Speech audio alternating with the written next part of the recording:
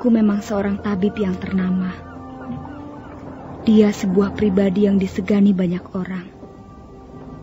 Tapi entahlah, kadangkala dia bertingkah laku aneh. Kadangkala dia bersikap seolah-olah bukan seperti seorang ibu kepadaku. Percayalah, Ayu, dia sangat menyayangimu. Aku masih belum yakin apakah dia benar-benar sayang padaku, Jangir. Dia sayang padaku atau dia sayang pada dirinya sendiri? Ayu, ibumu adalah seorang tabib. Dia tentu banyak sekali mempunyai urusan. Waktunya habis disita untuk melayani orang-orang. Kau harus maklum. Ayu, tentu saja dia tidak bisa terus-menerus membelaimu, menemanimu. Kau sendiri bagaimana, Jangir? Kalau kau sudah mempunyai suami nanti, kau harus berpisah dengan keluargamu, dengan orang tuamu, dengan adik-adikmu. Ya, begitulah, Ayu. Begitulah yang biasanya terjadi. Seorang gadis, jika sudah mempunyai suami, harus ikut kemana suami pergi. Dia harus berbakti pada suami, melayani suami dengan sebaik-baiknya. Memang sedih berpisah dengan orang tua dan saudara-saudara, tapi memang begitulah yang biasanya terjadi, Ayu. Suatu saat nanti, kau pasti akan punya anak, Jangir. Rasanya lucu sekali. Sekarang aku masih bermain-main pasir bersama Ayu Wandira. Dan tiba-tiba, suatu saat nanti aku punya anak. Punya anak. Benarkah aku akan punya anak nanti? Aku sendiri tidak percaya. Aku merasa belum puas hidup bebas sebagai seorang gadis remaja. Rasanya aku baru menjadi remaja kemarin sore. Tapi sudahlah, Ayu. Ini memang nasib gadis desa. Kau benar, Ayu. Suatu saat nanti aku akan punya anak. Kami akan punya anak-anak. Dan anak itu akan menjadi buah cinta kasih sayang kami, antara aku dan suamiku. Kau nanti juga akan begitu. Kau akan bertemu dengan seorang laki-laki, yang kemudian laki-laki itu akan menjadi suamimu. Kalian akan hidup berumah tangga di bawah naungan satu atap. Mungkin setelah setahun, atau barangkali 2 tahun, kau akan melahirkan anakmu. Dan anak itu merupakan buah kasih sayang antara Ayu Wandira dan suaminya. Kapan, Ayu? Kapan kau akan mempunyai suami? Ayu? Ayu? Ada apa, Ayu? Mengapa kau tiba-tiba menangis? Ayu, apakah kata-kataku telah menyinggung perasaanmu? Maafkan aku, Ayu. Mungkin aku telah salah mengucapkan kata-kata. Tidak, Jangir. Kau tidak salah apa-apa. Barangkali akulah yang salah. Ayo, kita pulang, Jangir. Kita sudah lama bermain-main di tepi pantai. Paling kepada sahabatmu yang lain, Ayu. Ibu. Ada apa? Ada apa, Ayu? Sepertinya kau ingin menanyakan sesuatu. Suatu saat nanti, Jangir pasti akan mempunyai anak. Bukankah benar demikian, Bu? Ya, tentu saja, Ayu. Suatu saat nanti, Jangir akan mempunyai anak. Dan Bapak Wali Kadep akan mempunyai seorang cucu. Itu sudah biasa. Itu merupakan hukum kodrat. Kodrat pikiran alam semesta. Coba lihat. Aku akan menuliskan sebuah kalimat di atas rontal ini. Meisin mengambil tangkai pena, kemudian mengguratkan aksara-aksara di atas rontal. Sesaat lamanya Ayu Wandira mengawasi ibunya menulis beberapa patah kata. Nah, bacalah. Alam semesta bersemi. Pada akhirnya akan kembali ke asalnya. Ya, alam semesta bersemi. Pada akhirnya akan kembali ke asalnya. Itu adalah ucapan seorang pujangga agung bangsa Tionghoa yang bernama Loju atau Laozi. Pujangga Loju mengatakan, semua benda yang ada di alam semesta ini Semuanya mempunyai asal muasal. Mereka tidak ada dengan sendirinya. Tidak ada seorang bocah yang lahir ke muka bumi dari sebungkah batu. Tidak ada biji-bijian pohon yang bertunas tanpa sebab. Semuanya ada sebabnya. Kau lihat tumbuh-tumbuhan. Semula dia berasal dari biji, lalu bersemi menjadi batang. Tumbuhlah cabang-cabang, tumbuh ranting dan daun, dan akhirnya tumbuh menjadi pohon yang semakin besar. Indah sekali bukan pekerjaan Dewata Agung yang mengatur alam semesta ini? Indah dan rumit. Tidak bisa dipecahkan dengan akal pikiran manusia yang terbatas. Bayangkan saja, Ayu. Apa artinya sebuah biji yang tercampak di atas belukar? Ya, mengapa biji itu bisa berkembang dan tumbuh menjadi pohon yang besar dan rindang? Itu adalah berkat kekuatan alam. Dan kekuatan alam bisa timbul karena kebesaran Sang Penciptanya. Pohon bisa tumbuh semakin besar karena akarnya masuk ke dalam tanah dengan kokoh, sehingga akar-akar itu bisa mengisap zat-zat makanan yang ada di dalam perut tanah. Itulah keajaiban alam. Demikian pula dengan manusia, Ayu. Ada kehidupan manusia, tentu ada asal mula manusia. Seorang pria dan seorang wanita menjadi sepasang suami istri, dan mereka menjalani kehidupan bersama-sama dengan penuh rasa cinta dan kasih sayang. Akhirnya benih-benih cinta semakin berkembang dengan subur dan bersemi di rahim sang istri.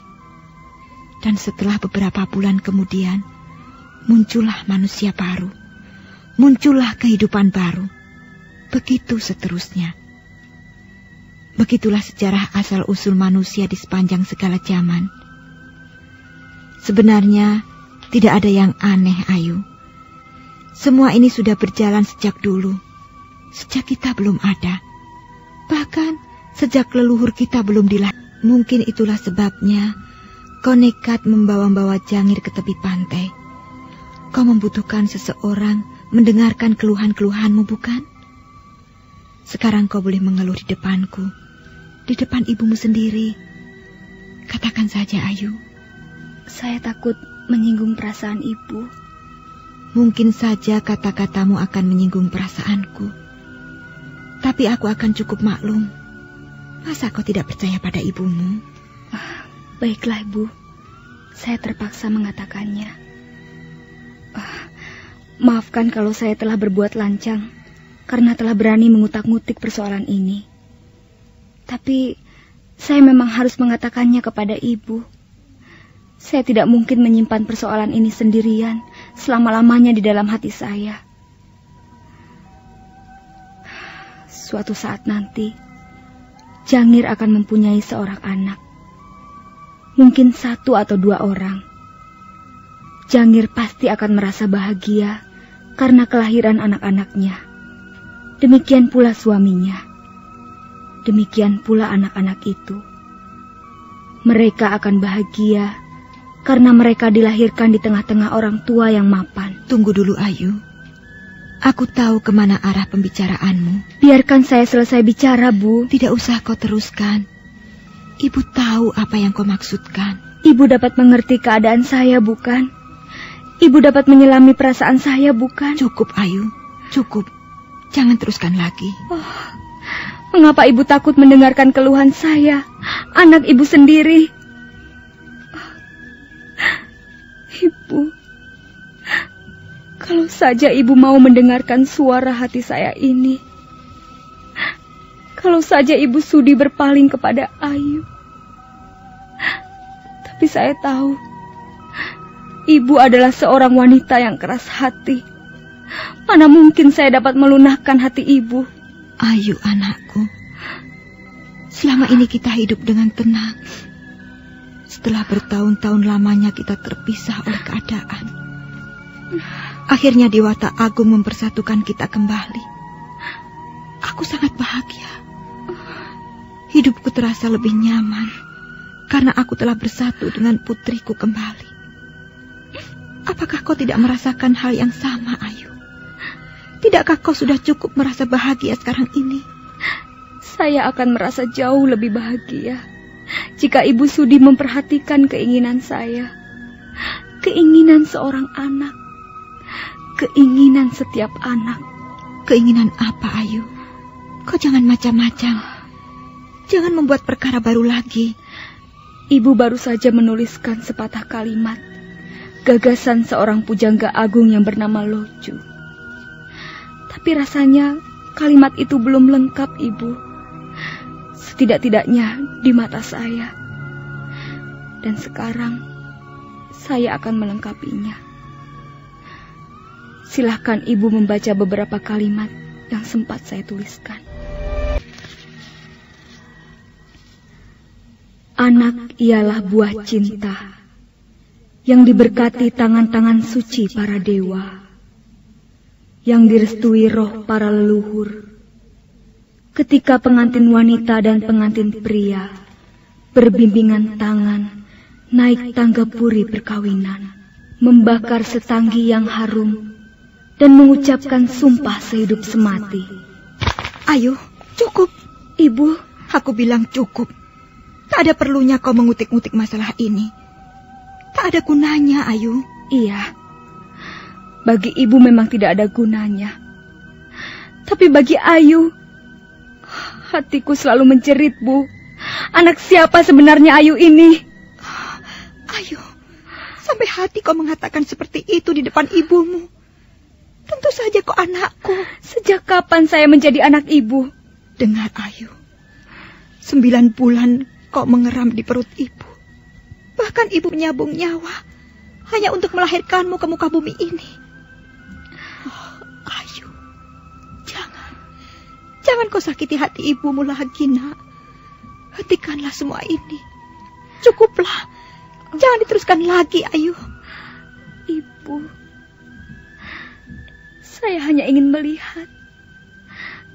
Saya hanya ingin melihat Ibu seperti ibu-ibu yang lain.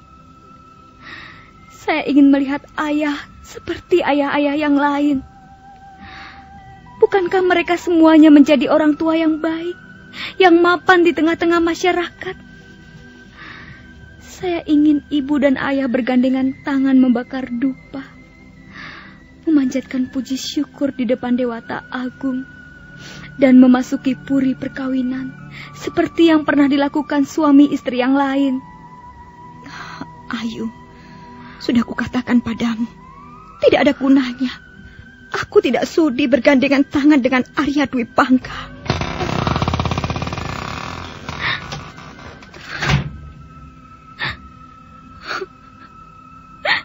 Ibu,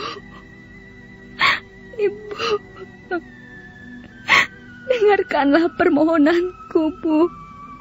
Sekali ini saja. Oh, Ibu. Apakah permintaanku terlalu muluk-muluk? Tidak, bukan. Apakah Ayu mengada-ada? Tidak, bukan. Oh, Ibu, dengarkanlah ratapanku ini, Bu. Dengarkanlah permohonan Ayu. Ayu tidak ingin mengganggu perasaan Ibu. Ayu hanya ingin menjadi anak dalam arti yang sesungguhnya. Oh, Ibu, dengarkanlah tangis Ayu ini, Bu. Ibu.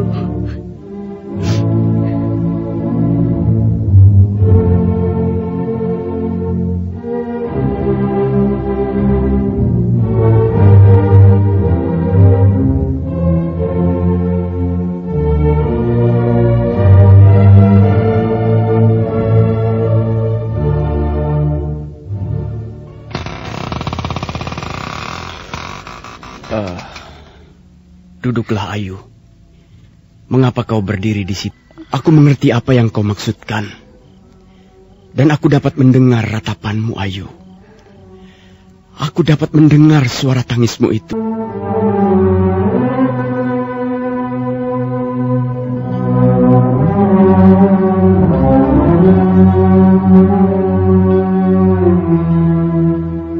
Karena kesal melihat sikap ibunya, Ayuwandira segera menemui Arya Dwi Pangga di ruangan belakang. Dan gadis remaja itu pun segera menumpahkan ratap tangisnya di depan ayah kandungnya. Nah, saudara pendengar, bagaimanakah kisah selanjutnya? Silahkan menunggu seri berikutnya. Sampai jumpa.